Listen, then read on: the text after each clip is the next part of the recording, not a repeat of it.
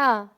तो हमको लगता है कि अब जनता के हाथ में सब कुछ होता है। हमारा काम होता है कि जब मौका मिले तब बेहतर काम करके दे, ताकि अच्छा, ये आउटपुट हो। विशुद्ध और लोक अब का मत है, इसको एक विपक्षी बात, जो है अभिषेक, इसको दरअसल तंत्र का मत भी बता रहे हैं। नहीं नहीं, अब क्या बोलेंगे विपक्षी हमारे, कुछ तो बोलेंगे ना। इस बार तो उनके पास बोलने के लिए कुछ बच नहीं गया है। हाँ और मैं एक बात बताता हूँ, अभी चुनौती राष्ट्रीय जनता दल के लोग फेस कर रहे हैं, जीतने हारने की नहीं, बल्कि नेता प्रतिपक्ष के पद को हाँ, ये बचाने बिल्कुल की। आप और ठीक एक कह रहे लाइन हैं। में घटते इनको घटते dedicate- 28 पर एक आरजेडी लाइन, दिखाई दे रही है। अगर जी 2-3 जी सीटें जी और जी, घट गई तो मैं नेता प्रतिपक्ष का पद भी नहीं एक होगा। लाइन एक लाइन और डेडिकेट करना चाहता हूँ। हाँ आप बताइए हमेशा ना। सुनती होंगी, आपने देखा होगा कि आरजेडी के प्रवक्ता कितना आक्रामक रहते थे हम लोगों पर। 3 नंबर की पार्टी, 3 नंबर की पार्टी, 3 नंबर की पार्टी बताते थे, आपको याद होगा। तो मैं एक लाइन उनको डेडिकेट करना चाहता हूँ कि छत को बड़ा गुरूर था छत होने का। छत को बड़ा गुरूर था, कहते थे ना कि हम सबसे बड़ी पार्टी है, हमको बिहार की जनता ने मैंडेट दिया। मैं उसका विश्लेषण करके आपको बताता हूं कि भाई छत को बड़ा गुरूर था छत होने का, एक मंजिल और बनी और छत फर्श हो गई। तो कैसे ये अर्श से फर्श पर आ गई आपने देखा। और मैं एक बात आपको बताता हूं, 2010 के चुनाव परिणाम को याद कर लीजिए, कमोवेश उसी दिशा में हम बढ़ रहे हैं। 2015 में नीतीश जी का संरक्षण मिला, तब राष्ट्रीय जनता दल पुनर्जीवित हुई। और 2020 में एक साजिश हुई थी, आप सबको मालूम है, इस वजह से इनको सीटें आ गई थी। तो ये समझ बैठे कि मतलब जैसे कोई चिराग विद्यार्थी पासवान को ही साजिश परीक्षा कह रहे में, हैं ना? चिराग पासवान की पार्टी नहीं, अलग जो हुआ लड़ी, था उसको साजिश मान रही है ना 2020 आज में, जेडीयू? 2000 देखिए 2020 में कंफ्यूजन का लाभ उनको मिला, जो भी चीजें हुई आपके सामने हैं। तो हाँ इनको लगा कि हम अगर चित पुर्जा लेकर जाते हैं परीक्षा में, अगर पास हो जाते हैं, तो अब वो हाँ वही विद्यार्थी ये सपना देख रहा है कि चित पुर्जे के दम पर टॉप ही कर जाए। तो हाँ। ऐसा नहीं है, राष्ट्रीय जनता दल पुनः 2010 वाली नहीं, ये परिस्थिति समझ में में आ आ गया चुकी अभिषेक, है। लेकिन पिछली बार जेडीयू के 43 सीटों पर टिक जाने का बहुत बड़ा कारण चिराग पासवान थे, ये आज जेडीयू मान रही है नहीं ना? भाई, भाई हम इस बात को नकार थोड़ी सकते हैं, और हाँ, नकारेंगे भी कैसे।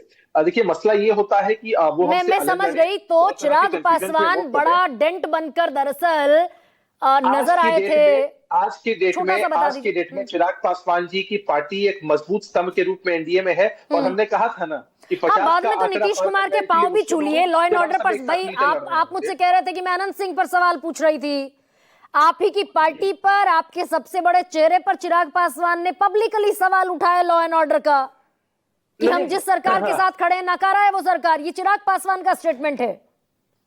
आ, समय के किस काल में और किस खंड में किन ठीक। नेता ने क्या बयान दिया, उसको झुटलाया नहीं जा उसको मैं सकता। छोड़ देती हूँ, बिल्कुल ठीक कह रहे हैं। उसको मैं छोड़ देती लेकिन हूँ, बिल्कुल लेकिन ठीक कह रहे हैं। एक वक्त पर तो लेकिन अमित शाह कह गरिमा रहे जी, थे कि ललन बाबू और नीतीश कुमार कान खोलकर सुन ले, हमारे दरवाजे बंद हैं।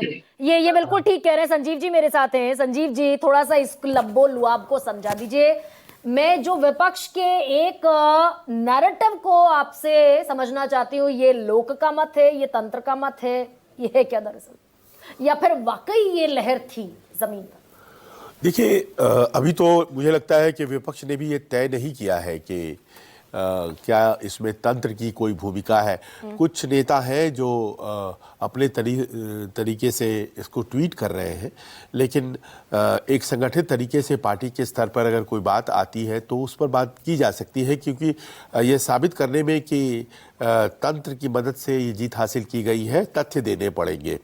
और वो तथ्य जब तक जुटा नहीं लिए जाते हैं, क्योंकि ये पहला इलेक्शन है गरिमा, आपने देखा, जिसमें कि 1952 के बाद सबसे ज्यादा पोलिंग हुई है। Exactly. और किसी भी बूथ पर, एंड देवर अराउंड 9,000, किसी भी बूथ पर रीपोलिंग नहीं हुई है। 90,000 हाँ, अक्रॉस।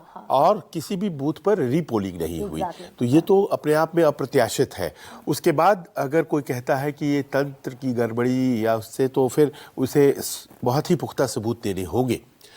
लेकिन ये तो है कि नतीजे अप्रत्याशित हैं और धूल धूसरित कर देते हैं विपक्ष को। लेकिन इस तरह के नतीजों को ज़मीन पर जब मैं घूम रहा था और हमारे कई साथी भी साथ में थे, उनसे भी बात हो रही थी, तो इस क्लैरिटी के साथ तो जाहिर है वो नहीं दिखाई पड़ते थे। लेकिन जैसे मैं आपको एक उदाहरण देता हूँ, मैं सीमांचल में आखिरी जो प्रचार का काल था उस वक्त वहाँ था, और आखिरी प्रचार के काल में करीब 6 दिन लगातार एक ही जगह पर रह रहा था, और मैं पा रहा था कि असदुद्दीन ओवैसी की पार्टी की बड़ी क्लियर मौजूदगी वहाँ है। वो पार्टी, ऐसा नहीं है कि महागठबंधन में उसे एंट्री नहीं दी गई है, अगर तो वो विस्मृत हो गई है, लोगों के दिमाग से चली गई है। लेकिन सीटें नहीं दिखाई दे रही हैं वहाँ AIMIM की। कहा एआईएमआईएम को लेकर जो आप प्रोडिक्ट कर रहे हैं, सीटें नहीं दिखाई दे रही हैं। सीटें यहाँ नहीं दिखाई पड़ रही है। चुनाव आयोग के वेबसाइट पर 5 सीटें उनको आई हैं।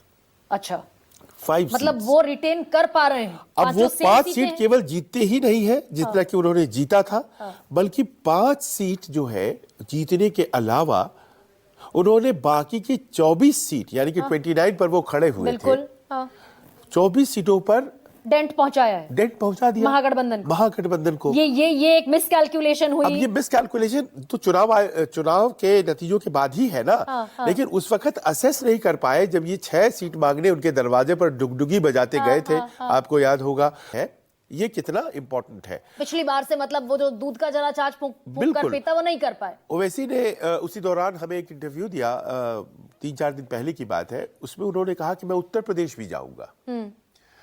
अब अखिलेश बाबू कह रहे हैं अभी कि ये एसआईआर में गड़बड़ी हम यहाँ नहीं होने देंगे। अगर आप इन चीज़ों को नहीं पकड़ेंगे ज़मीन पर, 12 सीटें ऐसी हैं जहां पर दोस्ताना संघर्ष हो रहा है। ये क्या होता है दोस्ताना संघर्ष? 243 सीट में 12 सीटें तो आपने गिफ्ट कर दी ना। दोस्ताना संघर्ष नाम की कोई चीज लोकतंत्र में या डेमोक्रेसी में हमने देखा नहीं है। तो ये स्ट्रैटेजी फेलियर भी रहा। आप असेस अच्छा एक बात अपनी बात कह के इसको खत्म करूंगा कि 60 सीट किस हिसाब से आप कांग्रेस को दे सकते हैं? भाई एक बिहार में शब्द चलता है पहलवान, अपना पहलवान बताइए। भाई कांग्रेस से किसने पूछा कि अपने पहलवान बताइए? पहलवान दिखने चाहिए तभी टिकट दिया जाता है। तो आपने कौन कौन से पहलवान देख लिए कांग्रेस के जो 60 सीटें ले ली? और कांग्रेस ने कौन कौन से पहलवान दे दिए? मजबूरी भी तो थी भाई आरजेडी की। आरजेडी को लिबरल चेहरा चाहिए था, यादव मुस्लिमों की पार्टी, डोमिनेंट यादवों की पार्टी और एजिटेटेड यादवों की पार्टी आरजेडी को माना जाता है। उनको कांग्रेस के तौर पर एक सर्वग्राह्य चेहरा चाहिए था, सर्वग्राह्य पार्टी चाहिए थी। अगर आपको लगता था कि वही आपका स्ट्रेंथ है तो बहुत बड़ा मिसकैलकुलेशन था। ये यहाँ पर थोड़ा सा मैं कुमार सौरभ आपसे वाइंड अप करना चाहती हूँ। प्रशांत किशोर राजनीति में अब नहीं रहेंगे ना, एज ही हैड स्टेटेड। अगर वो मैन ऑफ वर्ड्स हैं तो मुझे लगता है वो राजनीति में प्रशांत किशोर अब नहीं रहेंगे। 25 से ज्यादा जेडीयू की हैं। देखिए राजनीति में वो होंगे या नहीं होंगे वो तो खैर हम श्योर हैं कि आप उनसे भी ये प्रश्न पूछेंगी ही। और औपचारिक तौर पर जब तक उनका कोई बयान नहीं आ जाता है इस पर टिप्पणी करना उचित नहीं है। एक चीज ऐड कर दे रहा हूं, जो संजीव भाई ने कहा है गरिमा जी, ये अभूतपूर्व है जो वो नहीं बता रहे हैं कैसे है। एक बड़े अखबार ने एक स्टडी किया है अभी हाल ही में, और वो ये स्टडी है, मैं इसको शेयर कर दे रहा हूं। उसमें ये साफ कहा गया है कि 62,000 महिलाएं एक विधानसभा क्षेत्र में 10,000 रुपए। हम इस बात पर बिल्कुल क्लियर हैं कि जो भी मैंडेट है उस पर प्रश्न नहीं उठा रहे। हम सिर्फ एक ऑब्जर्वेशन है जो आपको दे रहे हैं। क्या आज से पहले देश में कभी भी ये 10,000 रुपए की राशि 2,000 1,500 देखा था? बट चुनाव के एक आचार संहिता के 1 दिन पहले, प्रथम चरण के 2 दिन पहले और द्वितीय चरण के 3 दिन पहले 8 तारीख को। भाई जिस बीजेपी के साथ कुमार सौरभ, जिस बीजेपी के साथ प्रशांत किशोर रहे, चाय पे चर्चा जैसे स्लोगन और वो घूमती हुई गाड़ियों में एलईडी स्क्रीन लगाना, ये सारी स्ट्रेटजीज प्रशांत किशोर की थी ना। Ma'am there is a difference, वो भी अभूतपूर्व थी। तो ये कुमार सौरभ मानिए कि आपको अंदाजा नहीं था कि till what extent they can go. एक आखिरी लाइन इस पे मैं जोड़ देना चाहता हूं ma'am. There is a difference between campaigning and exchequer, यानी ट्रेजरी के पैसा को उठाकर चुनाव से पहले मतदाताओं में बांट देना। ये दोनों में बहुत फर्क है और आपके जैसे एक अहलदे पत्रकार को ये बिल्कुल समझाने की जरूरत नहीं है। नहीं, मैं तो ये पूछती रही हूं सवाल, लेकिन कुल मिलाकर कुमार सौरभ बहुत बहुत धन्यवाद, साधना धन्यवाद, अभिषेक धन्यवाद, संजीव जी धन्यवाद। ये सवाल उठेंगे जो जायज सवाल हैं, वो दरअसल लोकतंत्र में ना तो छिपते हैं ना दबते हैं। ये मैं आपकी बात से सहमत हूं। जायज सवाल उठेंगे, वाजिब सवाल उठेंगे, लेकिन प्रेजेंस, कैलकुलेशन, मैनेजमेंट, ऑर्गेनाइजेशन, ये सारी चीजें भी चुनाव के नतीजे को तय करती हैं, जो बिहार में कमोबेश दिखाई दे रहा है।